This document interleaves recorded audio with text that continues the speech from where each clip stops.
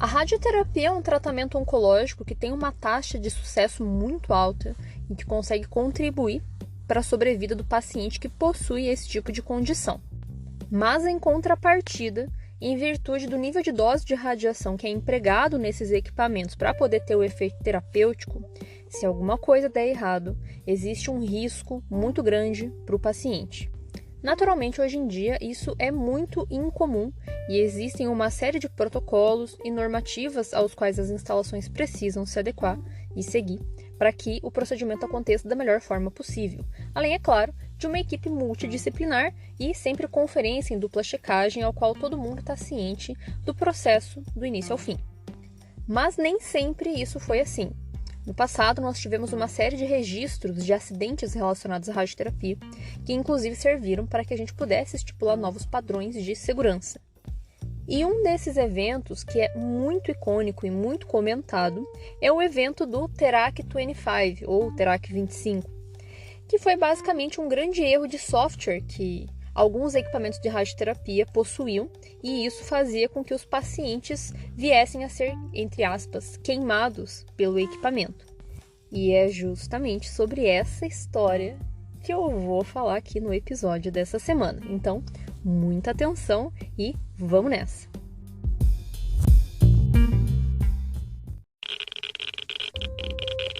Radiation detected. Red dawn.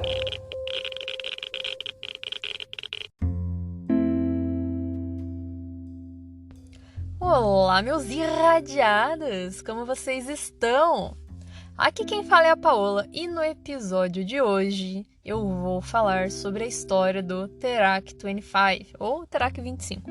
Eu particularmente prefiro falar aportuguesado porque fica mais fácil de entender, né? Então aí o nosso TERAC 25, que basicamente consistiu num evento, né, uma série de acidentes entre junho de 1985 e janeiro de 1987, com uma marca de equipamento de teleterapia, que era esse TERAC 25, que acabou causando uma overdose em 6 pacientes, né, inclusive 2 deles aí acabaram morrendo, 2 ou 3, agora eu também não lembro aqui de cabeça, mas uma série de pacientes acabaram morrendo em virtude disso, e esse evento foi considerado um dos piores acidentes com radioterapia na história da medicina até hoje.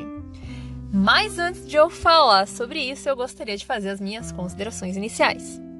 Bom, a primeira coisa é que esse tema aqui foi sugerido pelo ouvinte chamado João Miguel da Costa. Muito obrigado, João, por ter sugerido esse tema. Teve outras pessoas que também sugeriram esse tema, então, e realmente ele é muito interessante. Inclusive, esse episódio provavelmente vai ser bem longo, porque tem muita coisa para contar, mas é muito curioso. Eu não vou falar muito legal porque é tragédia, né? Mas é muito curioso. Também recebi mensagem do João Henrique, que me ajudou até a dar uns toques ali com relação à produção de conteúdo e coisas do tipo. Vocês sabem já, né, que eu voltei a produzir videozinhos no TikTok, tô repassando eles pro Instagram, né, e tô mexendo ali nas redes sociais, agora que eu tô com um pouco mais de tempo, para mostrar coisas legais para vocês. Então sempre tem vídeo de alguma curiosidade ou mostrando alguma coisa. Tem um amigo meu chamado Fabrício Colveiro, que ele inclusive também tem uma página de divulgação científica, que é Bate-Papo Astronômico. Ele me mandou uma caixa cheia de coisa radioativa, e eu fiz um unboxing e coloquei lá no Instagram, coloquei no TikTok também, né? Então tem lá os objetos e eu medindo eles para vocês olharem os níveis, bem bacana. Tinha areia monazítica, tinha o relógio de ponteiro radioativo lá, como da história das Radium Girls, tinha um monte de coisa. Então vocês dão uma olhada lá no vídeo depois. Também experimentei fazer uma live, tanto no Instagram quanto no TikTok, que era fazendo a abertura da caixa mostrando os objetos. No Instagram eu tenho menos seguidores, então, e também o horário que eu abri a live foi tipo meio que em cima da hora, assim, né, na louca. Então tinha poucos participantes, mas no TikTok teve uma retórica muito interessante. Teve muitas pessoas que acessaram ali, fizeram muitas perguntas. A minha intenção era falar 10 minutos ali, deu que eu fiquei 1 hora. Professor não gosta de falar, né? Imagina, da abertura a gente fala até morrer. E também gostaria de comentar com vocês, não lembro se eu já comentei aqui no episódio passado, mas se não, também não tem problema, porque eles são todos descontínuos, né? Que é o seguinte, eu fiz uma página separada que trata de proteção radiológica, ou seja, é um conteúdo mais técnico, Para quem me escuta por aqui, de repente é da radiologia, é da odontologia, radiologia veterinária, ali, né, que mexe com equipamento que emite radiação e precisa de informações mais técnicas relacionadas à questão de radiações de modo geral. Como eu trabalho com isso, né, então nada melhor do que disponibilizar esse conteúdo de um modo mais técnico. Então, para não misturar, como muitos de vocês sugeriram lá no Instagram, eu fiz separado. Essa página se chama Central de Radioproteção. Tá disponível no YouTube, né? Eu ia fazer em forma de podcast, mas eu vou deixar os vídeos no YouTube mesmo, porque é muito trabalhoso, por enquanto, pelo menos. Então eu vou postar os videozinhos no YouTube, eu e o Ivan. O Ivan é o físico que eu trabalho junto com ele na Navix, né? Ele é o dono. E a gente faz as coisinhas de proteção radiológica, ele já participou aqui de algumas coisas. Então fica a sugestão para vocês acompanharem por lá.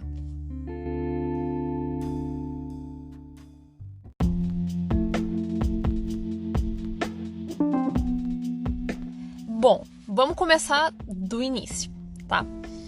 O Terac 25, vou falar portuguesado mesmo, porque nós falamos português, porque nós estamos no Brasil e vai ficar mais fácil de fazer a correlação, tá? Então, o Terac 25 era um equipamento para tratamento de câncer, só que ele era um pouquinho diferente, por exemplo, daquele equipamento lá de Goiânia que deu o acidente do Césio, né? Por quê? Porque o equipamento de Goiânia, por exemplo, é um equipamento idêntico, assim, faz a mesma coisa, só que no seu interior, o que produz a radiação que é usado para tratar câncer é um material radioativo, que no caso lá de Goiânia era o césio. Já esse acidente aqui do Terac 25 era uma máquina idêntica, fazia a mesma coisa, porém ela não possuía uma fonte radioativa. A sua radiação vinha da eletricidade. É como se fosse uma máquina de raio-x, só que muito mais poderosa. E ela tem um nome, ela se chama acelerador linear. Justamente por essa característica física dela de acelerar os elétrons linearmente e fazê-los se chocar contra um alvo caso você queira produzir um feixe muito penetrante de raio-x, né? Mas você pode usar só os elétrons também para fazer essas terapias aí de tratamento de câncer, né? Então, resumindo, a máquina Terac 25 era um equipamento para tratamento de câncer chamada acelerador linear. E essa máquina podia fazer tratamento de câncer em duas formas, né? Ou com os próprios elétrons que eram acelerados no seu interior, de modo linear, para tratamento mais superficial, de pele, geralmente. Ou então, fazer com que esses elétrons se chocassem contra um alvo e disso produzir raio-x, que é mais penetrante para tratamentos mais profundos, cânceres que estão mais internamente no corpo da pessoa. E aí, qual que é o nosso contexto da história, né? Em 1970, há muito tempo atrás, existia uma empresa canadense chamada assim, Atomic Energy of Canada Limited, né? Então a gente abrevia aqui AECL, tá? A AECL é o nome dessa empresa. Então tinha essa e uma outra que era uma companhia francesa, que tem a abreviação aqui CGR, nos documentos é abreviado só assim, não sei o nome, mas a abreviação é assim. Então eram duas empresas que trabalhavam com equipamentos médicos, inclusive uma delas já era especializada em fazer acelerador linear, e elas resolveram fazer uma sociedade e começar a trabalhar juntas e produzir aceleradores lineares novos no mercado. Até aí, tudo bem, e elas lançaram, em 1970, o primeiro acelerador, que se chamava Terac 6. E isso é muito importante da gente entender, porque toda essa narrativa vai levar para nós a conclusão do porquê que deu ruim lá na frente, né? Então, beleza, criaram o primeiro equipamento de teleterapia, né, um acelerador linear, chamado Terac 6. Por que 6? Esse número significa a energia do feixe de radiação produzido pelo equipamento, que é 6 megaelectronvolts, né? Electronvolt é uma unidade de medida para a energia que essa radiação tem, né? E como a gente está falando de mega electronvolt, é uma energia muito absurda. E é necessário mesmo para poder ter o efeito biológico, poder ter a intensidade de radiação necessária, etc. Então tá tudo certo, né? E esse equipamento, ele só trabalhava na modalidade de produzir raio-x. Então, só tinha feixe de raio-x, beleza, né? Trabalhava lá tranquilamente. Depois, eles criaram uma segunda geração de acelerador linear, que eram os Terac 20. Ou seja, né, dado o que eu expliquei, 20 megaelectronvolts, né, ou seja, equipamento acelerador linear que acelerava lá os elétrons a 20 megaelectronvolts, tá? E esse equipamento Terac 20, ele tinha duas modalidades, tá? Para raio-x e feixe de elétrons. beleza, tranquilo. Só que uma coisa muito interessante é que é o seguinte, esses aceleradores que eles fizeram, esses Terax aí 6 e 20, na verdade, eles eram meio que uma reciclagem de 2 aceleradores que já eram produzidos por aquela companhia francesa, a CGR. Tá? Eles tinham já 2 aceleradores lineares, que eram o Neptune e o Sagittari. Né? O Neptune era o de 6 MeV e o Sagittari era o de 20 MeV. Então é como se eles tivessem feito uma repaginação de um acelerador lá que já existia. Né? E era isso. E o que acontece? Eles fizeram essa repaginação, né, na estrutura, só que esse dispositivo, esse acelerador linear, ele precisa de um computador para poder gerar os comandos para que ele possa funcionar, que é operado por uma pessoa, né? A pessoa que trabalha ali no equipamento, no console da radioterapia. Então, eles meio que fizeram novos equipamentos e eles reaproveitaram os programas das versões anteriores. Isso fazia com que esses aceleradores lineares funcionassem de modo um pouco limitado, mas nada muito extraordinário. Até aí, tudo bem. Mas já tá errado, mas até aí tudo bem. E daí, né, essas empresas resolveram se separar em 1981. Só que assim, né, meio que a empresa cabeça do rolê ali era a empresa francesa, porque eles que já tinham a afinidade de trabalhar com acelerador linear, tanto na parte do hardware, ou seja, do dispositivo mecânico mesmo, né, quanto na parte do software, que é o programa de computador, né, que dá ordem para a máquina funcionar, né? Então, né, inclusive, né, não sei se vocês sabem, mas eu fiz técnico de informática quando eu era adolescente e a gente sempre brincava, né? Que a diferença entre o hardware e o software é que o hardware é o que você chuta e o software é o que você xinga, né? Justamente porque o software é toda a parte de programação, né? E o hardware é a parte da estrutura em si. Enfim, então quem manjava do rolê, na verdade, era a empresa francesa. Mas tudo bem, né? Se separaram. E aí, a empresa canadense, né, resolveu que eles iam fazer mais um acelerador da cabeça deles. Isso porque os engenheiros dessa empresa conseguiram desenvolver uma otimização no modo de acelerar os elétrons dentro do nosso tubo que existe dentro dos aceleradores lineares. E esse dispositivo que eles fizeram, essa otimização, fazia com que eles conseguissem produzir um equipamento menor, mais compacto e mais poderoso. E isso era muito bom, porque muitos lugares, às vezes, não tinham radioterapia, porque o equipamento é um trambolhão. Ele é grandão mesmo. Infelizmente, isso é exigido, né, da instalação, porque a máquina realmente é muito robusta, precisa, né? E eles conseguiram fazer um jeito de otimizar isso aí. Era como se tivesse uma dobra nesse tubo que eles conseguiam fazer ocupar menos espaço, era mais compacto. E isso daí foi, né, o colírio dos olhos ali para eles. Nossa, vamos produzir então os aceleradores com esse novo método de aceleração de elétrons que vai ser filé. Esse método, inclusive, tem um nome, né, que eles chamavam de Double Pass. E é o que fazia, então, essa máquina ser mais compacta, mais robusta, mais potente, mais econômica. E, claro, ela também tinha as 2 modalidades de tratamento, raio-x e elétron. Então, a artimanha comercial deles era afirmar, né? Olha que beleza, você vai comprar uma máquina e você vai ter 2 modalidades, que lindo! Nossa, super compre! E é a partir disso que nós temos a criação do Terac 25, Terac 25. Então, a partir daí que ela veio, né? Então, esse 25 significa que esse equipamento consegue produzir radiação numa faixa de energia de 25 megaelectronvolts, ou seja, é muita energia de radiação, muita. Por isso que deu ruim quando, né, deu os problemas, né? Então, mas assim, é um nível estratosférico, tá? É necessário para o tratamento, já pontuei sobre isso, né? Realmente tem que ser, senão não funciona, só que, né, tem que ser feito de modo controlado. Enfim, tudo muito maravilhoso, né? Especialmente comparado com as versões anteriores, né? Nossa, essa terceira geração dos Teracs aí era tecnologia de ponta, né? E realmente ainda contava com mais um negócio ainda, um tal de dose de profundidade. Era um método de otimização de distribuição do feixe que fazia com que esse feixe fosse direcionado de modo mais centralizado para o câncer e poupava tecido sadio. Hoje em dia isso aí é de praxe já, só para constar, tá? Hoje nós temos muita tecnologia que isso é meio que é de praxe nos equipamentos, só que na época não era. Então, você falar que você vende uma parada dessa, pô, o negócio é filé, a nata da tecnologia da época. Até então.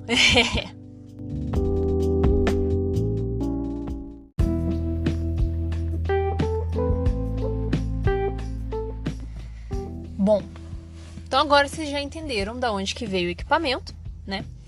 Vamos começar a listar os detalhes muito relevantes para entender por que deu ruim, tá? Primeira coisa, as versões anteriores dos Terax, eles eram dispositivos que tinham mecanismos de segurança interrelacionados. O que isso quer dizer? Tinha o computador e tinha parte da máquina. Existiam mecanismos de segurança que travavam os equipamentos caso desse alguma coisa errada, de modo físico mesmo. Fisicamente, mecanicamente, essas máquinas eram travadas. Né? Seja ali, dessa forma, como eu comentei, mecanicamente, ou o próprio computador, o próprio programa entendia. Então, qualquer divergência entre essas duas coisas, a máquina desligava. Esse é o lado bom do acelerador linear, que, como é um dispositivo elétrico, se você não quer que tenha emissão de radiação, você aperta o botão, ele cessa, desliga na hora. Isso é muito positivo. Além, claro, da faixa de energia também, que você consegue ir muito além do que um equipamento que usa fonte radioativa. Tem essa limitante que é uma única faixa de energia e fim, Mas tá, Então, primeira coisa que a gente tem que ter em mente aqui, As versões anteriores do Terac tinham esses mecanismos de intertravamento, que se chama, Então, entre máquina e computador. Perfeito. O Terac 25 não tinha. Por alguma razão, excesso de confiança no programa de computador, o único dispositivo que fazia o controle, a supervisão dos aspectos de segurança de qualquer esfera relacionada ao equipamento, seja a taxa de dose, seja tempo, seja emissão, seja tipo de radiação, qualquer coisa. O único dispositivo que checava e que dava o aval para fazer a máquina funcionar era apenas o computador. Não tinha intertravamento, não tinha nada mecânico, não tinha nada. Era só o computador. Segundo ponto crucial aqui. Assim, se você que está me ouvindo, uma pessoa entusiasta da ciência, se você é programador ou engenheiro de computação, qualquer coisa assim, ou se você minimamente entende tecnologia, você já deve estar achando um absurdo já. Tudo que eu tô falando que o fabricante levou em consideração. Esse ponto aí primário já é, Tipo, é um crime, de engenharia você fazer um trem desse, mas tá. Agora, o outro ponto crucial aqui é o seguinte: o software, o programa de computador que rodava nessa máquina era uma cópia do programa lá do Terac 6, que inclusive, lembrando, só tinha um modo de operação, era só raio-x. O Terac 25, ele tinha raio-x e elétron. Ele fazia a emissão de 2 tipos de radiação. E isso faz muita diferença. Mas assim, muita diferença no tratamento. Tanto que vocês vão ver os casos que eu vou narrar aqui. Mas o ponto é, esse era o segundo ponto-chave ali de zica, Eles reaproveitaram um programa de um dispositivo que não era nem um pouco compatível, porque tinha outra finalidade, era outra faixa de energia, Uma radiação de apenas um tipo. Então, assim, é o que, inclusive, fazia a máquina dar muito pane. A máquina dava muito bug. Os operadores dos equipamentos, os hospitais que adquiriram os Terax 25, sempre relatavam para o fabricante a quantidade de erro que dava no equipamento, que eu só simplesmente desligava, apareciam umas mensagens esquisitas, que inclusive foi uma das razões de ter se potencializado e ter causado os eventos acidentais. Porque como a máquina vivia dando erro e nunca acontecia nada, então quando aparecia a mensagem de erro, a galera achou que não ia dar nada, apertava o negócio e machucava as pessoas. Então isso daí é um ponto que não é nem só desse acidente, é de outros eventos também acontecem isso, Mas o ponto é, isso aí também, completamente equivocado. E tem mais outras coisas ainda que eu vou relatar logo mais, mas que tem relação com essa parte de software, Então, a principal causa dos eventos é em virtude do software inadequado, Não passou por controle de qualidade, não passou por teste, é um monte de coisa. Mas esse daí é o ponto-chave.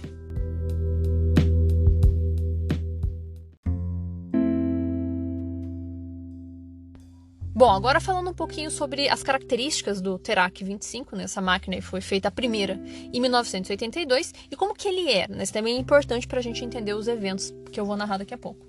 Basicamente, a gente tinha o cabeçote do acelerador linear, que é onde está o coração dele, onde está o dispositivo que produz a radiação em si, né?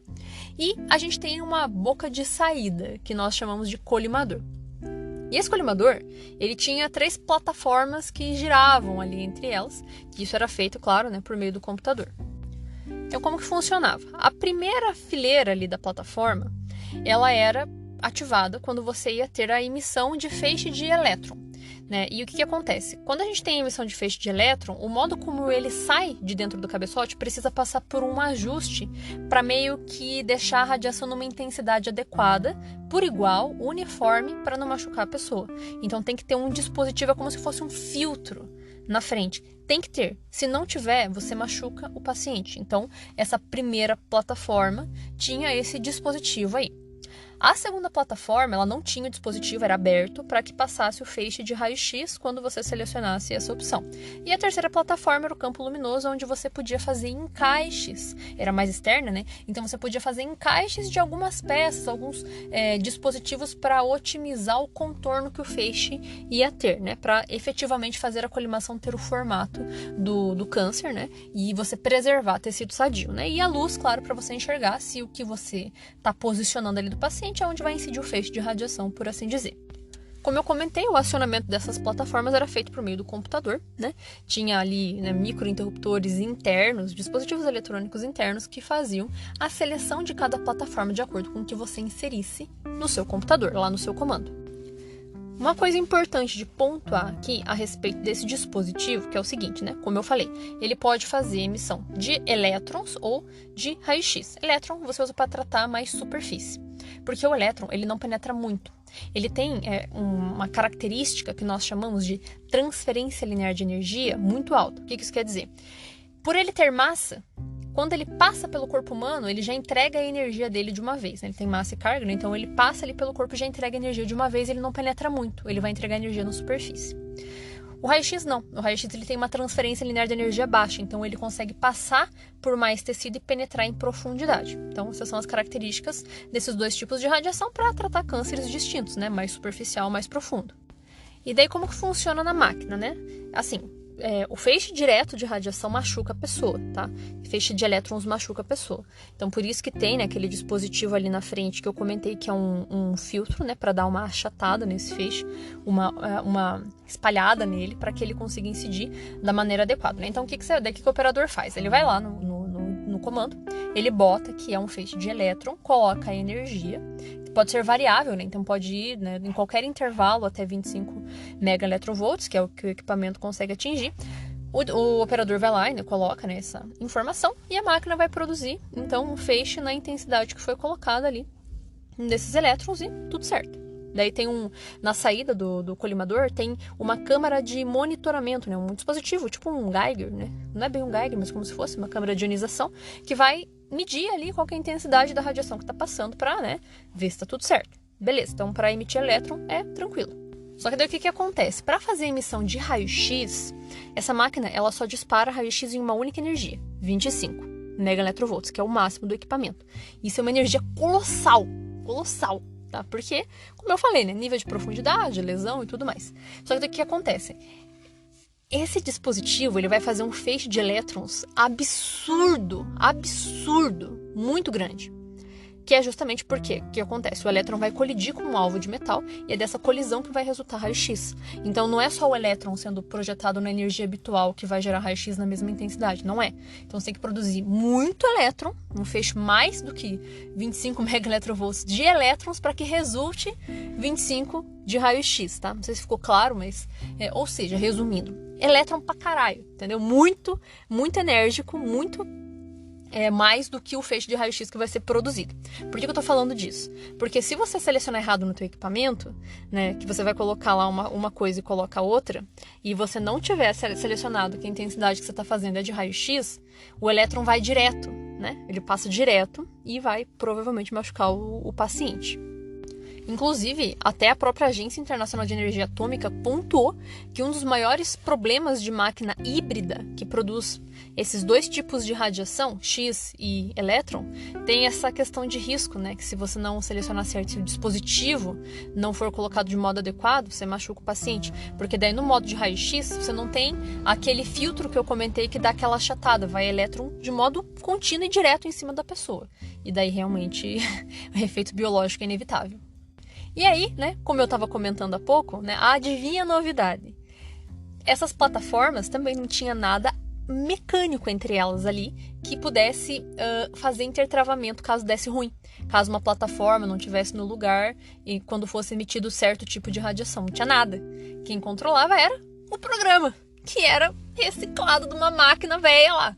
Então, assim, eu acho muito bizarro, enfim. Então, assim, também as plataformas eram controladas unicamente pelo computador.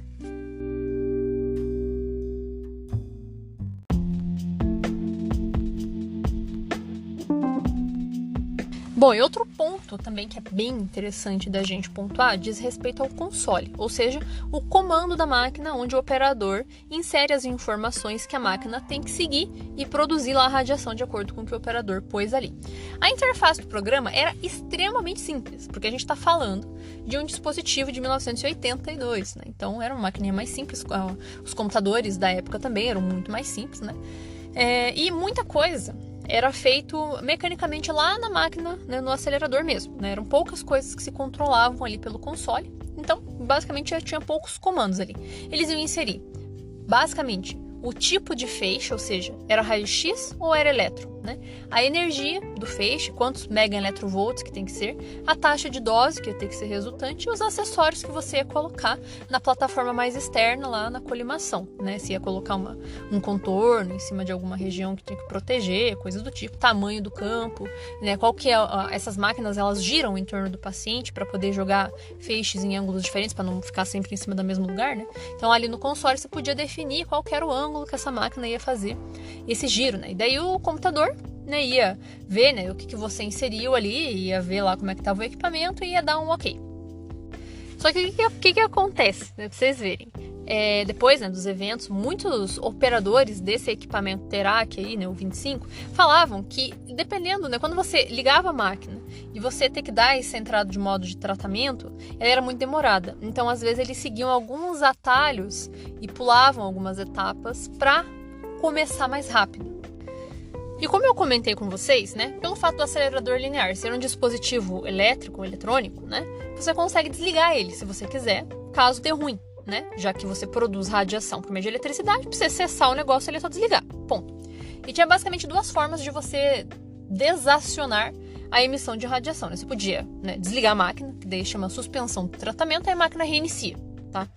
E tinha um outro jeito, que até inclusive depois foi pontuado como também um ponto de falha gravíssimo. Tinha um botão, que era P em cima do teclado lá, que ele significava pausa, tá? Às vezes a própria máquina pausava, ou às vezes você podia clicar ali para pausar o tratamento.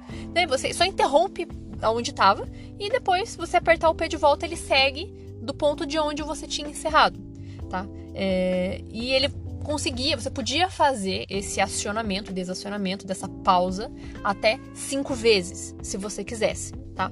Isso é importante, essa informação é importante nos eventos que a gente vai falar daqui a pouco, né? Então, às vezes, né, quando dava um ruim no equipamento, uma falha, aparecia uma mensagem escrito mal funcionamento, aparecia um número e só. Mas daí a pessoa não precisava reiniciar o equipamento, ela podia apertar esse P, né, 2 vezes ali que ele seguia da onde estava. Enfim, coisas do tipo, né? E como eu comentei com vocês, né, esse equipamento vivia dando erro por causa desse probleminha aí do software reaproveitado. Então as pessoas meio que estavam acostumadas com as mensagens de erro e ficava apertando esse P aí para retomar, e porque nunca acontecia nada, né? Só que daí também quando aconteceu deu ruim, né? Mas enfim. E outra coisa também que era um negócio que fazia com que as pessoas tivessem muito excesso de confiança no equipamento, que é o seguinte: os fabricantes, quando iam fazer a instalação e explicar o funcionamento do equipamento, falavam assim: não, impossível isso aqui dar ruim, impossível. Nossa, é muito tecnológico, os programas, o equipamento, e não sei o que lá, e não sei o que, e não vai dar ruim, impossível, não se preocupem, essa máquina é 100% confiável. Aí a galera relaxa, né? Não, realmente, né? Muita tecnologia. Pô, ó, o programa ali, né? Tal, computador, não sei o quê. Excesso de confiança, né? Enfim. É curioso pontuar aqui também, tá? Que o Terac 20, que é a versão anterior deste, tá? Que também tinha 2 modos de operação, ele também apresentava muitos erros e é muito parecido com os erros do 25, só que qual que é a diferença? O Terac 20 tinha mecanismo de intertravamento entre o computador e a máquina. Não dependia apenas do computador, como o Terac 25, tá? E essa é a principal diferença. Por isso que com as outras versões nunca deu nada. Podia ser uma porcaria, né? Não vou dizer que é uma porcaria, mas assim, né? Podia ter sido mal feito, mal planejado? Poderia, né? Foi. Mas não matou ninguém, não deu ruim, né? Agora, o Terac 25, por ter tirado esses mecanismos de segurança dupla, deu ruim. E para vocês terem uma noção, tá? Foram vendidos 11 Terac 25, tá? Foram instalados, né? Pelo menos. Então, 5 nos Estados Unidos e 6 no Canadá, entre 1985 e 1987. Dentro desse período, a gente teve 6 intercorrências que geraram efeitos biológicos severos nos pacientes. E é justamente esses eventos que eu vou começar a relatar aqui agora, nesse próximo bloco.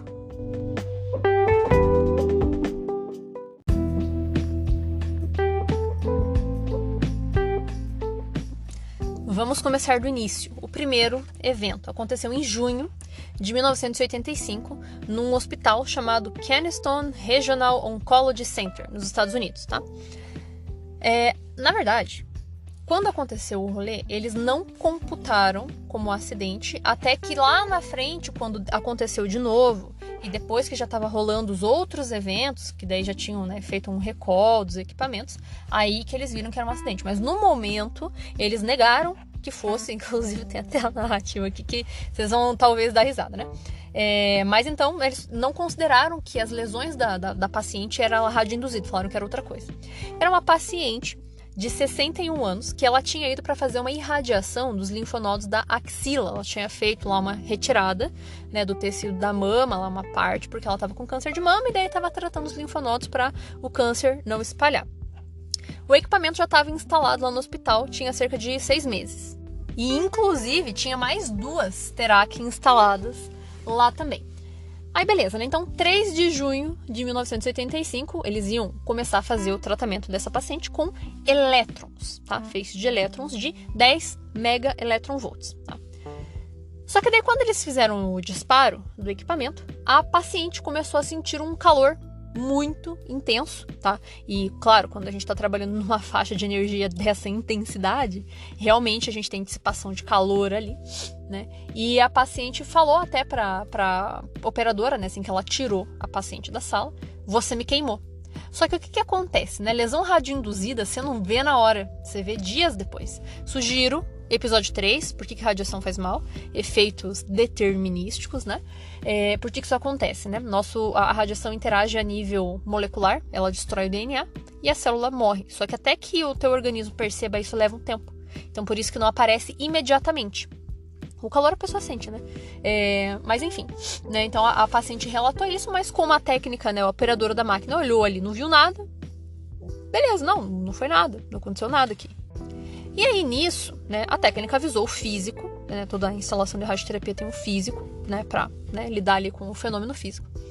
E daí ela falou, né, e o físico ligou lá no fabricante e perguntou assim, viu? Por um acaso, né, esse equipamento, ele dispara se o filtro não tiver na frente? Porque o físico pensou que pudesse ter sido isso, dado que é elétrons, né, como eu expliquei pra vocês, né, tem que passar o filtro ali pra ele não machucar a pessoa. Então ele pensou, cara, será que a máquina, né, não me botou o filtro ali, deu ruim? Ele perguntou, o que o fabricante falou? Óbvio, o fabricante vai falar, não, tá tudo certo, tá lindo. Não, terá que não tem disso, confia. Óbvio, né, beleza. O físico falou ok. Só que daí o que aconteceu, né? A paciente começou a piorar. A lesão, como eu falei, né, aparece um tempo depois, e foi coincidentemente na região onde foi feita a irradiação, e ela processou o hospital e o fabricante, né? E o hospital foi falar com o fabricante, tipo, e aí, né? O que deu? Só que daí o que aconteceu, né? O fabricante falou assim, tá, cadê o relatório? E por alguma infelicidade, a droga do computador não salvou.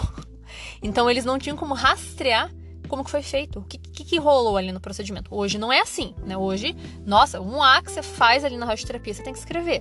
Mas antigamente não era tão assim. Então os dados ali, né? Quanto que dose que foi inserida, que o fabricante falou assim, mas isso não foi a tua técnica que colocou errado? Será que não foi a sua técnica que escreveu errado? Foi o seu dosimetrista que projetou errado? Você físico calculou errado? Não é o meu equipamento, não pode ser. Mesmo que a lesão ali fosse bem evidente, característico, né? Até, inclusive, nos relatórios posteriores, né? O cálculo de dose ali que eles estimaram para aquela lesão ali foi cerca de 200 Gray. Gente, isso é um valor, assim, que é tão irreal de imaginar. Porque assim, você pode estar se perguntando, mas como é que a pessoa não morreu, né? Porque essa mulher, ela não morreu, tá? Ela tratou a lesão e melhorou. Só que assim, é um nível de dose que dá necrose no tecido. A pessoa não morre porque não é de corpo inteiro. Se fosse de corpo inteiro, menos do que isso já precisa para matar. 6 grays a pessoa já morre se for de corpo inteiro. Como é uma irradiação localizada, a pessoa não morre, só que a região onde passou feixe necrosa, apodrece. Porque assim, destrói num nível tão intenso que não tem como salvar. Né? Que foi o caso da paciente. Ela teve uma paralisia no ombro, ela perdeu movimento, assim, nossa, bem zoadinho. Assim. Então, e daí nesse caso, né, como eu comentei, né, por mais que fosse muito evidente ali, o nível de exposição dela foi 200 grays. E para fins de comparação também, só para vocês saberem, tá? Por sessão de radioterapia, a gente geralmente usa 2 grays por sessão. Né? Então, se durante um tratamento tem que dar 80, esse 80 vai sendo distribuído de 2 em 2 grays ao longo dos dias, né, até dar 80, por exemplo. Então, assim, 200 de uma vez só, cara, é óbvio que vai dar ruim, assim, né? Só que, por mais evidente, a empresa, não, tá de boa, não dá nada. E, inclusive, olhem só que interessante essa informação aqui, isso aqui é massa de saber. Antigamente, porque assim, o hospital viu já que tinha dado ruim, né? Só que o fabricante estava negando. Antigamente, apenas o fabricante podia falar, né? Podia dar o alerta para FDA, né? Que é a Food and Drug Administration lá nos Estados Unidos, a vigilância dos Estados Unidos. Eles que tinham que notificar quando dava acidente. Só o fabricante. Mas é muito parcial, né? O fabricante falou que não era, então eles não notificaram esse evento como um acidente. Por mais que o hospital soubesse, por mais que fosse bem evidente.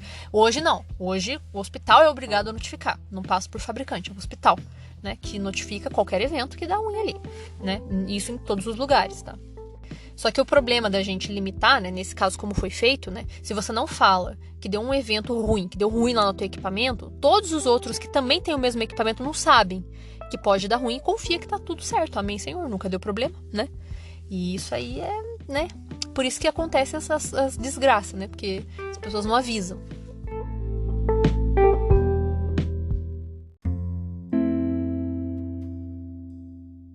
E aí nós vamos para o evento número 2, que aconteceu em Ontario Center Foundation, no mês de julho de 1985, lá no Canadá. Apenas 7 semanas depois desse primeiro, que não foi relatado, né? Só para pontuar. E o Terac 25 também estava instalado lá, fazia mais ou menos 6 meses operando e funcionando, tratando a galera. E como é que foi esse, né? Paciente, 41 anos, foi lá fazer a 24ª sessão de tratamento, ou seja, já estava em tratamento ali naquele lugar, já estava na 24ª, né? Tinha câncer de útero, né? Foi lá tratar. Beleza, né? A técnica posicionou o cara, a mulher lá, beleza, foi lá fazer o disparo, colocou os parâmetros no equipamento. 5 segundos depois do funcionamento da máquina, o equipamento desligou, né? E no console apareceu um erro lá, dizendo no dose, ou seja, né? Sem dose de radiação. Como tinha aquele botão que eu comentei com vocês lá no início para dar sequência no tratamento caso desse erro, aquele botão P, né? A técnica olhou ali, né? Como a máquina às vezes dava esses erros e eles continuavam e não acontecia nada, era só mais uma dessas intercorrências e beleza. Segue o baile, vou apertar o P e a máquina vai continuar de onde ela parou. Pensa-se, né? A máquina vai fazer um ajuste. Só que essa máquina parou mais 4 vezes, né? Na 5ª que ela foi, tá? E como eu comentei, né, essa máquina dava para você apertar esse botão P 5 vezes.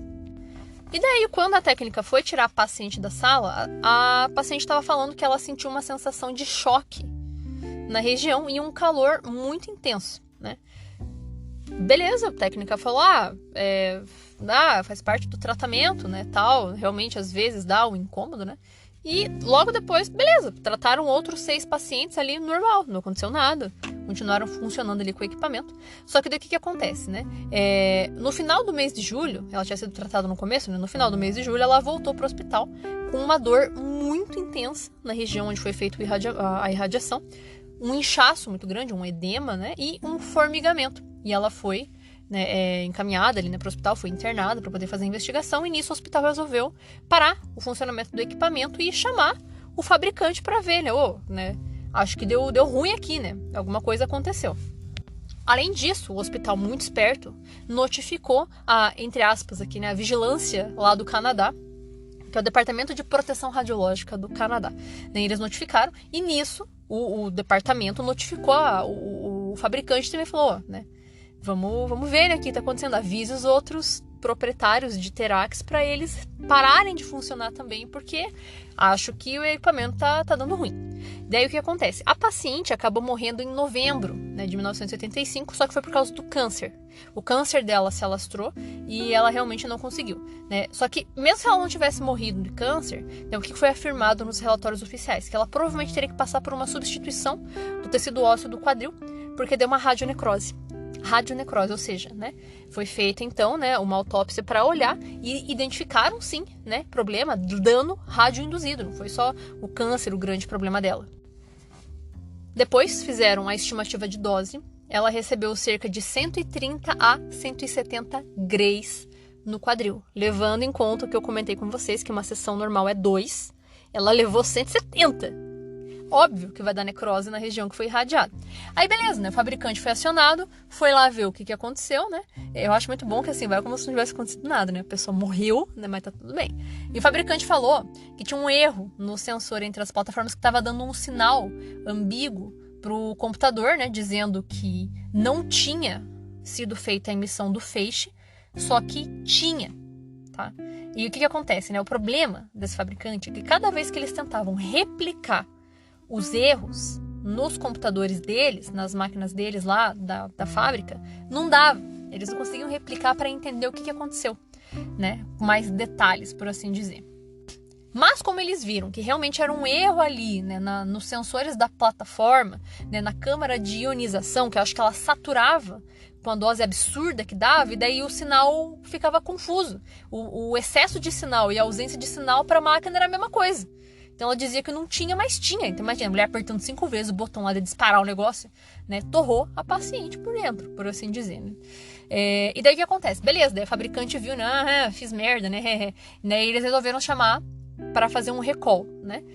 Classe 2. Daí, o que isso quer dizer? Quer dizer que esse recall, que é um recall assim que ele tem que ser feito, mas é só por precaução.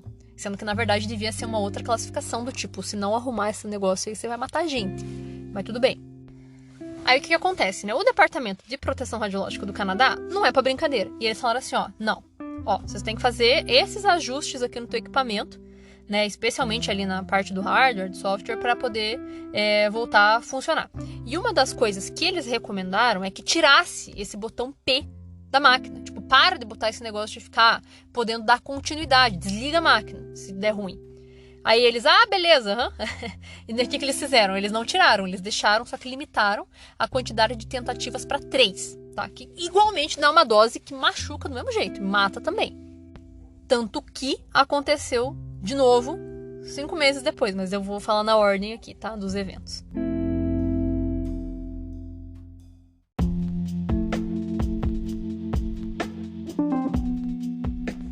O terceiro evento é o evento da Yakima Valley Memorial Hospital, em dezembro de 1985, nos Estados Unidos. E esse também não foi dado como um acidente radiológico até serem feitas os levantamentos, né, lá no final.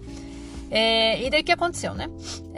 Esse equipamento lá nesse hospital já tinha sido feito aquele recall do evento anterior que aconteceu no Canadá. Beleza, né? Agora, sucesso, né? Pensaram todo mundo, não, beleza, tá top agora, né? Já fez recall, maravilha, vai dar boa. Não deu.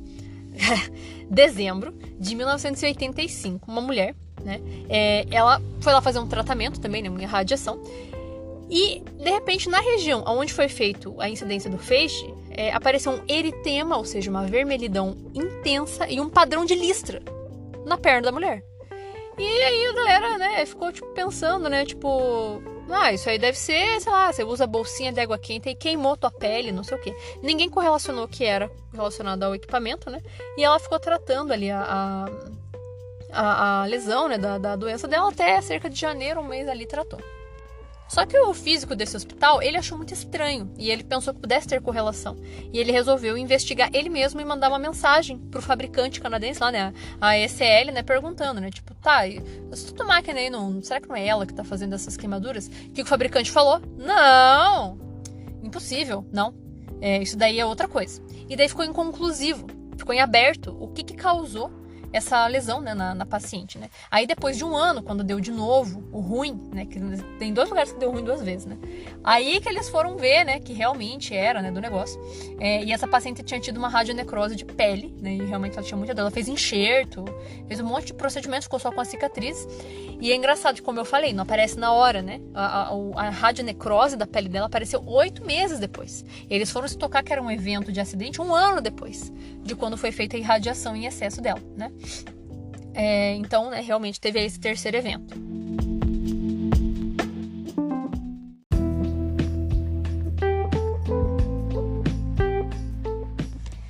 E aí nós temos o nosso quarto evento, que foi no East Texas Cancer Center, em março de 1986, nos Estados Unidos. A máquina estava instalada lá bonitinho, né? Estava funcionando fazia cerca de 2 anos.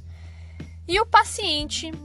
Esse é sinistro, tá? Inclusive, o paciente foi tratar um câncer nas costas, região superficial, ou seja, né, feixe de elétron, né? Então, era para ser uma dose ali de elétrons, né, de 22 megaelectrovolts a dose de 1.8 Gray, tá? Por sessão. O total, né, ia ser 60 Grays de tratamento ao longo de 6 semanas e meia. Pelo menos esse era o planejamento do tratamento do cara, né? Beleza. Aí o que aconteceu? A técnica foi lá no comando, passou as informações da ficha pro console, bonitinho. Só que na hora que ela foi fazer a edição, né, inserir o tipo de feixe, né, ela escreveu X. Só que era elétron, tá? Lembram que eu expliquei pra vocês no começo que quando é raio-x, a energia do elétron é muito maior e tira aquele filtro da frente, né? Pra dar uma equilibrada. Então, machuca. Só que o que acontece? Ela viu e ela corrigiu. Ela foi no teclado e subiu e corrigiu. Só que por alguma razão, né? Assim, tava tudo certo, por alguma razão, né, ela acionou o feixe, a máquina desligou e deu a informação, né? Mau funcionamento, erro 54, né? Erro, daí dizia assim, né? O erro de baixa prioridade, inclusive, dizia na máquina, né? Erro de entrada de dose. Daí o que a técnica fez? Foi procurar no manual, né? Ver o que significava, né? Não deu certo, né? Aí depois, mais tarde, inclusive, né? Ela foi perguntar, né? Disse que o técnico, né, da máquina falou que significava dose de administrada muito alta. Só que não aparecia isso escrito. Aparecia, né, aquilo que eu falei, né, erro de entrada de dose. E a técnica não sabia o que queria dizer. O próprio técnico da manutenção disse que esse modo não era esperado entrar em ação no uso rotineiro. Era só lá na parte da engenharia, quando eles estavam fazendo o bagulho, né? Mas enfim. E daí o que acontece, né? Lá no monitor, né, no equipamento, na radioterapia, eles não usam exatamente Gray, né? A gente usa para fazer planejamento, mas a máquina dá como unidade monitora, tá? Então, era 6 unidades monitoras, só que tava dando 202, tá? Então, assim, tipo, por consequência, a dose resultante disso é extremamente absurdo, né?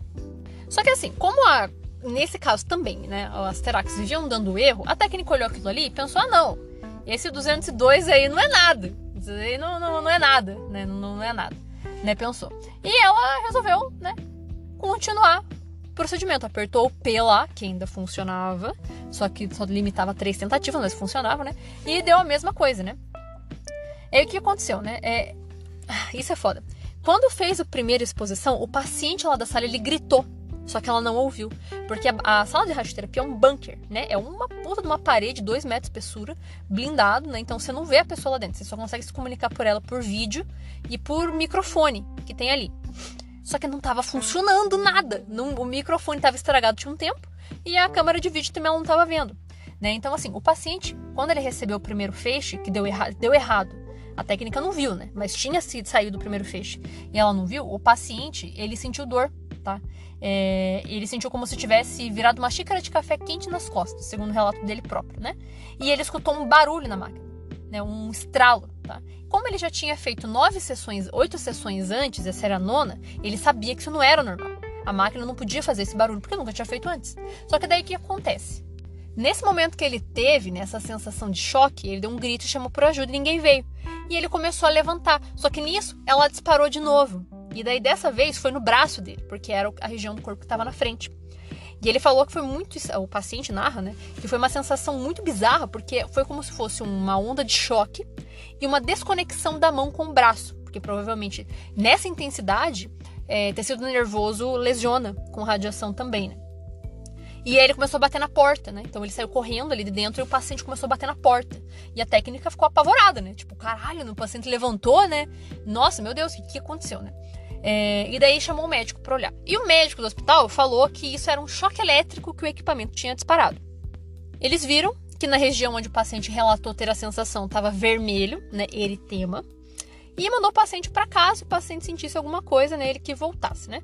Chamou o físico do equipamento, o físico olhou ali, não viu nada demais e eles continuaram usando a máquina, de boa, tá? Os próximos pacientes vieram. Só que o que acontece? Eles não sabiam, só que esse paciente aí recebeu uma dose de 250 grays. 250 grays, cara, em menos de um segundo. Então, assim, o negócio é brutal, né? Claro, em virtude desse erro aí, né, de projeto, o que aconteceu? A máquina não entendeu a mudança, a máquina não aceitou ela fazer edição como ela havia feito, ela digitou tudo muito rápido, a máquina não tinha velocidade de processamento na época para entender essa computação de dados e a máquina não trocou, ela deixou como X e era elétron, saiu ali 12 megaelectrovolts de elétron, só que muito mais poderoso sem o filtro na frente, porque não girava as bandejas, porque deu erro. Então assim, não tinha, como eu falei, né, mecanismo de intertravamento, mas zoou tudo. E aí nas semanas seguintes, esse paciente perdeu a função do braço esquerdo, que foi a região que passou o feixe de radiação, teve um monte de outros sintomas, teve náusea, teve vômito, ele teve uma condição que chama mielite, tá? Que é uma inflamação, né, do tecido ali, né, da medula, na coluna cervical, e ele ficou tetraplégico, ele perdeu os movimentos, inclusive de órgãos, né, bexiga, intestino, lesionou pulmão, porque o feixe passou por ali também, a pele pegou uma infecção, porque ficou sem proteção, a radiação destruiu, ele morreu 5 meses depois de complicação, por exposição, overdose de radiação, de fato, tá? E daí veio a engenharia da empresa, né, que fabricou o Terac, para tentar ver, tentaram replicar o erro, não conseguiram, e falou que não era possível uma overdose. Não é possível. O Terac não faz isso. Ai, que caralho da empresa, entendeu? É sempre assim, né, cara? A história das Radium Girls lá que eu contei pra vocês há muitos episódios atrás, mesma coisa, nega até a morte. O negócio tá ali e tá negando. E eles não podiam falar que eles não sabiam que a Terac tava dando ruim, porque já tinha gente notificado eles. Por mais que eles não tivessem passado pra frente, já tinha acontecido. Pelo amor de Deus. Só que o hospital, que não é burro nem nada, o que eles fizeram? Né? Eles chamaram uma empresa terceirizada para dar uma olhadinha, né, nos equipamentos. E realmente, assim, eles não viram nada no equipamento que pudesse dar a entender que tinha sido disparado um choque elétrico. Então não era. Mas como também não viram mais nada, porque o problema não estava na máquina, estava no computador, né, no programa, então a máquina voltou a funcionar em abril de boa, normal, atendendo outras pessoas.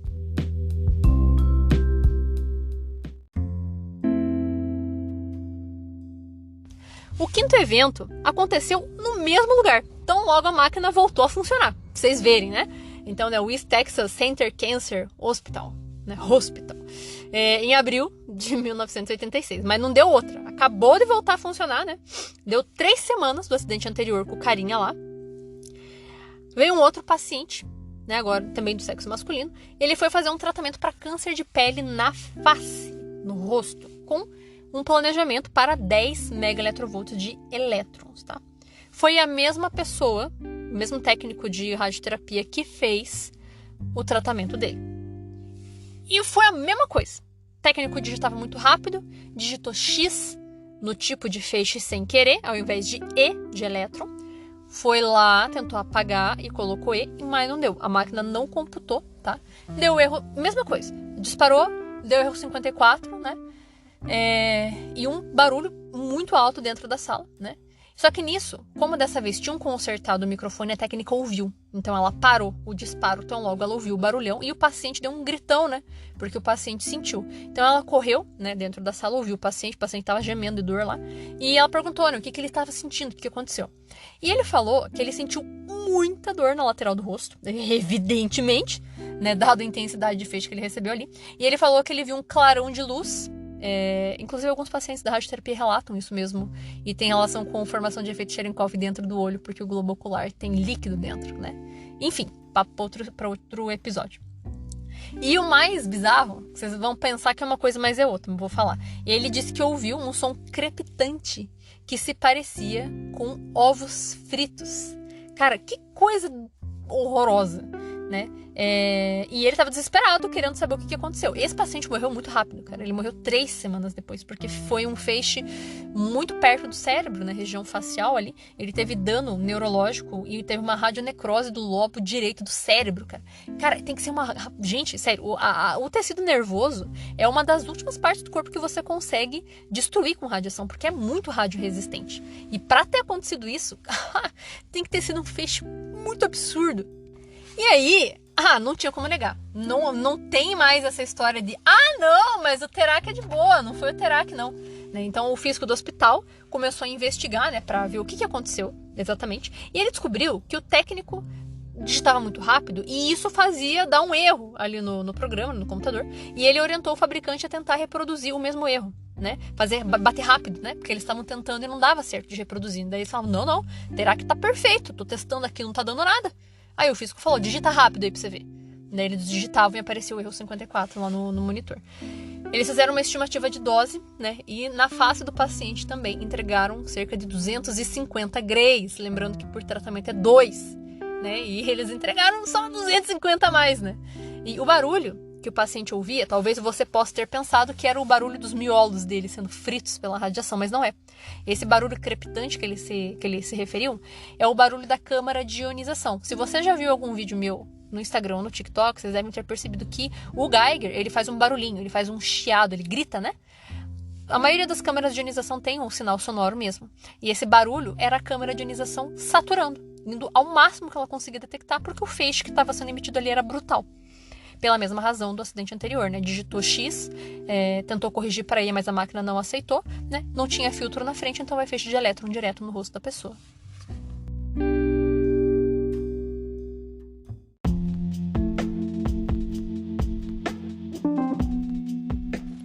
E aí o que acontece, né? Depois desse evento, começou a ficar muito complicado esconder e falar que não era, né? Que não tinha nada a ver, que o Terac era de boa, porque era muito visível que era um acidente ali da radioterapia, um efeito radioinduzido, né? E a galera começou a ficar sabendo. E aí nisso tinha um físico que trabalhava na Universidade de Chicago. Ela tinha um centro de medicina que eles estudavam, né, radioterapia, e o físico trabalhava lá. E eles tinham um Terac 20.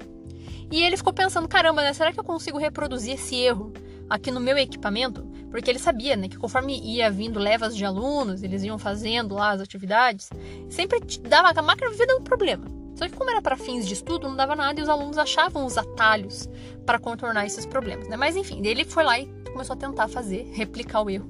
E ele conseguiu. Só que, claro, né, o Terac 20, como eu comentei lá no início, ele tinha um mecanismo de intertravamento, então não dava ruim.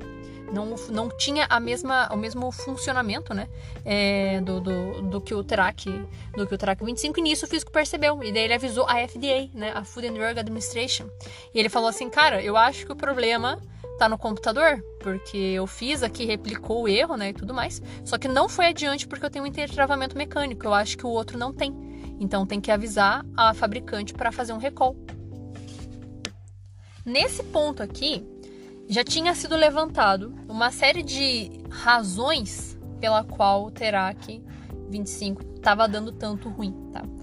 Bom, a primeira delas, né, que foi levantado, é porque a galera, o fabricante, cada vez que os hospitais relatavam um problema, eles eram muito pontuais com relação ao bug específico, ao invés de tentar ir por nível de profundidade e entender qual que era a raiz desses bugs. Porque qual que é a sacada? Para a galera que vai fazer uma programação de um dispositivo desse, ainda mais dessa magnitude, desse nível de periculosidade, você tem que levar em consideração tudo que poderia dar errado. É óbvio que é impossível tudo, mas assim, minimamente o máximo possível é engraçado, né? Mas o máximo possível de informação, né? Porque são coisas que a gente tem que ser planejado, tem que ser previsível.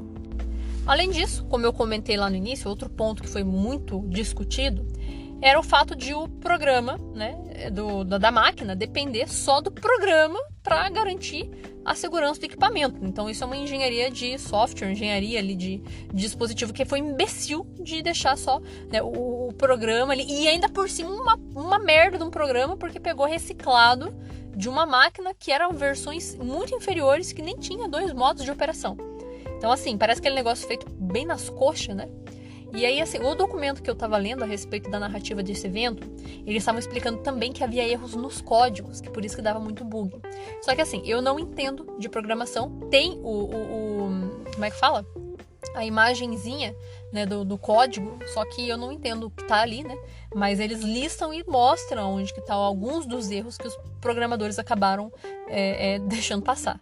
E aí, nesse ponto, o FDA, né, Food and Drug Administration, pediu para o fabricante fazer a notificação de todos os proprietários das Terax, né? E pediu para eles dar um jeito. Sabe qual que foi o jeito que eles deram? Eles mandaram uma carta para cada um dos proprietários dos Terax e pediram para eles não usarem a tecla P, que se desse ruim era para desligar o equipamento. Essa foi a grande solução. Ah, mas daí você também tá pedindo, né? Para levar uma no meio dos dedos, né? Aí a FDA foi lá e falou, não é assim que é para resolver o negócio. Eu quero que vocês resolvam um negócio sério. E daí, para ajudar, né, logo depois teve um evento da AAPM, que é a Associação Americana de Física e Medicina. Inclusive tem um monte de manual que a gente usa aqui no Brasil, até que são eles que fazem. E lá tinha, muita gente, né? Muitos usuários, médico, hospital lá, né? E fabricante, e eles resolveram aproveitar, já que ia estar lá, né? Porque eles iam, claro, né? A empresa queria ainda vender mais, né, equipamento de radioterapia. E daí, já que tava todo mundo lá, a galera resolveu fazer uma reunião e caíram de pau em cima do fabricante, falando que tinha uma absoluta falta de clareza entre o fabricante e eles, né? Os proprietários dos equipamentos, sobre o que fazer. Caramba, tá matando um monte de gente, machucando todo mundo, e vocês falam, não, terá que é de boa. Não. Só não aperta essa tecla aqui. Pô, isso não é a solução que se espere. E era muito bom, porque o próprio FDA, né, não só eles, mas o Departamento de Proteção lá do Canadá também, pediam, né, pra eles fazerem os negócios, e eles davam de um sem braço, como se não fosse nada. Só que aí aconteceu o 6º evento, que eu vou narrar aqui já no próximo bloco.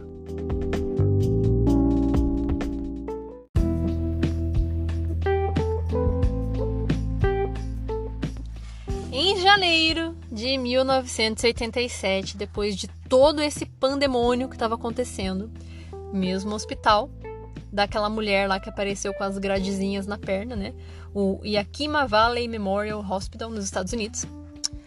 Segundo paciente do dia, tinha um carcinoma, um câncerzinho, e ia fazer umas imagens de posicionamento, né? O técnico foi lá, né? Mexeu manualmente as plataformas, né? E isso era uma coisa que tinha que ter sido feito pelo computador. Então já deu 10 ruim, né? Porque a gente sabe que a máquina, qualquer coisinha dá problema, né? Mexeu lá bonitinho e tal, né? E foi lá no console fazer o disparo, ligou, disparou o tratamento, deu 6 segundos, máquina parou, né? E deu uma mensagem que sumiu, ele não conseguiu ver o que era. Aí ele falou, vou continuar daqui, né? Apertou o botãozinho P, parou de novo, e nisso, né, o operador ouviu o paciente lá dentro da sala, né, reclamando que estava com dor.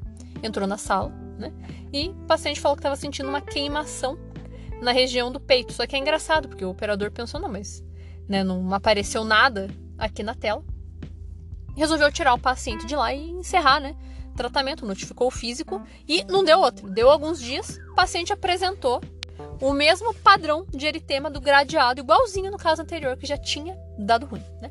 Naturalmente, né, eles já avisaram o fabricante, eles tentaram investigar o que aconteceu, e realmente era o software que deu um problema, que estava mudando a ordem de grandeza da intensidade de radiação dos disparos. E essa paciente, isso foi em janeiro de 1987, ela morreu em abril porque foi uma irradiação do tórax, né? Deu uma dose ali realmente muito grande. Esse não tinha o registro no documento, não sei quanto que foi. Mas para morrer deve ter sido próximo do que os outros receberam, né? Mais 150 graus com certeza. E aí, nesse momento, teve que avisar a FDA, daí acabou. A FDA falou assim, não, suspende tudo, faz recall, classe 1, do tipo letal, né? Se você não arrumar, mata a gente. Recall, né? E não vai usar essas máquinas enquanto não for ajustado. Foi assim, né? O ultimato. Mas também, olha o que teve que acontecer, né? Tipo, olha o transtorno, né? Quanta gente teve que se machucar até finalmente ter uma intervenção, né, rígida. E aí nisso, né? Quando o FDA foi lá pegar em mãos pra ver, né, o que tava dando tanto ruim, né? Fazer as investigações, tudo errado. Não tinha registro de teste daquele programa, não tinha inspeção, não tinha, como é que fala? Controle de qualidade, né? Não tinha sido refeito testes, não tinha horas suficiente de rodar o programa para ver o que podia acontecer. Só um punhado de desculpa, né? Então, eles tiveram que refazer tudo do zero, para daí não ter problema, né? Então, foi colocada essa condição. Tanto que daí depois, se vocês ficarem sabendo, né? Essas máquinas voltaram a funcionar depois desse recall. Só que daí não deu mais problema, porque eles tiveram que reestruturar o software do equipamento para que isso não acontecesse e, evidentemente, colocar intertravamento mecânico para não dar ruim.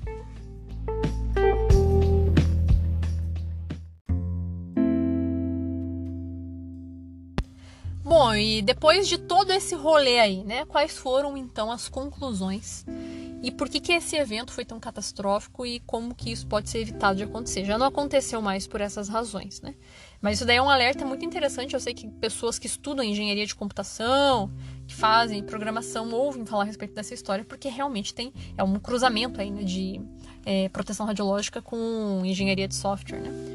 Bom, a primeira coisa, né, que eu já até comentei ali, que a própria agência já tinha pontuado antes, né, a administração, né, Food and Drug Administration lá, né, o excesso de confiança no programa, no software, né, de você anular um mecanismo de travamento mecânico e confiar apenas no programa para que conseguisse detectar, e ainda mais um programa que não havia sido testado suficientemente para saber se ele estava ok, né, digamos assim.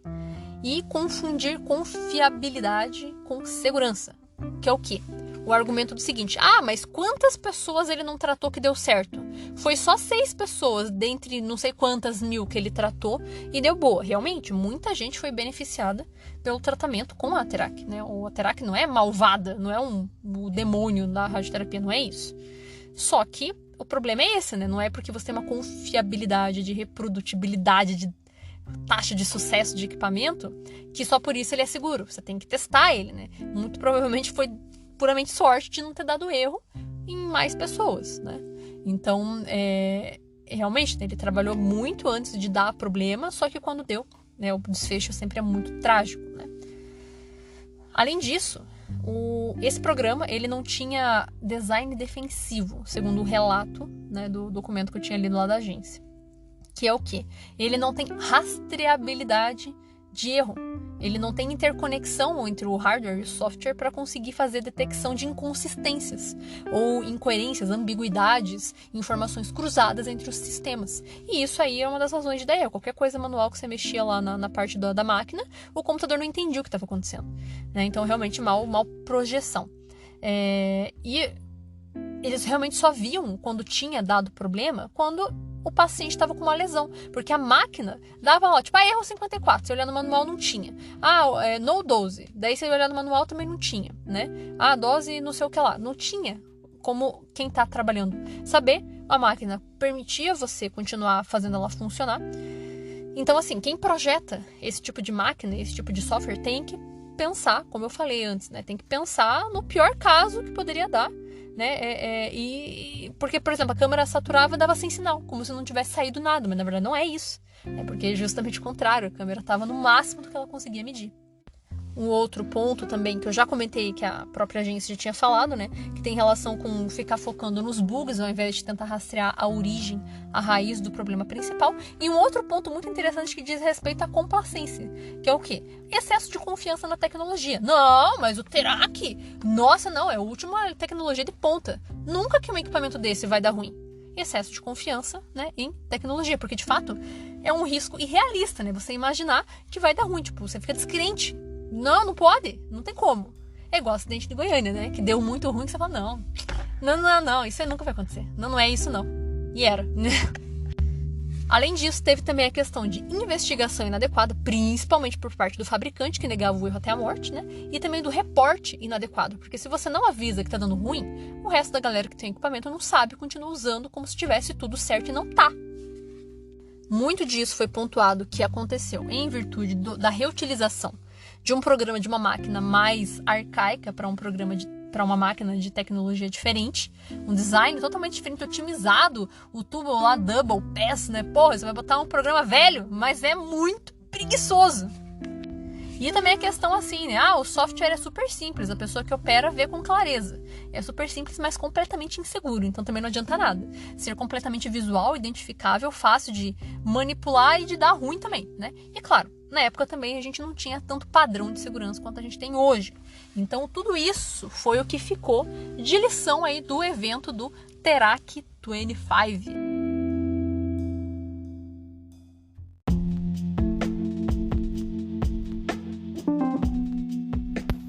Pois muito bem, meus irradiados. Eu espero que vocês tenham gostado desse tema. Eu achei fantástico pesquisar a respeito dele para trazer as narrativas para vocês. Eu espero que tenha ficado claro. Se não ficou, obviamente vocês podem entrar em contato comigo pelo meu e-mail lá, radiaçãoparaleigos@gmail.com, ou pelo Instagram, que eu vejo todos os dias. Às vezes eu não respondo, mas eu vejo lá as mensagens todos os dias, né? O Radiação para Leigos. Lá no TikTok, estou postando vídeo com bastante frequência também. Se vocês quiserem que eu faça um vídeo a respeito desse tema, vocês podem entrar em contato comigo e pedir.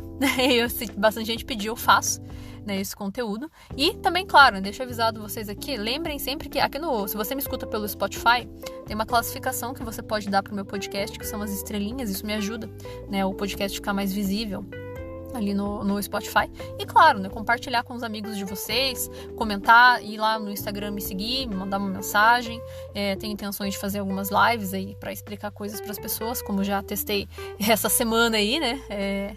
Então, assim, mantenham contato comigo, isso me ajuda. Tem bastante gente que me manda mensagem também agradecendo e fazendo perguntas ou simplesmente para dar um voto de apoio. Isso é muito legal, isso me mantém sempre otimista para continuar produzindo conteúdo. Ideias é o que não falta, tem 1000 pautas para falar aqui. Sempre tem gente sugerindo coisa nova, eu vou anotando tudo. Então, mandem as sugestões de vocês, que eu sou todo ouvidos, tá?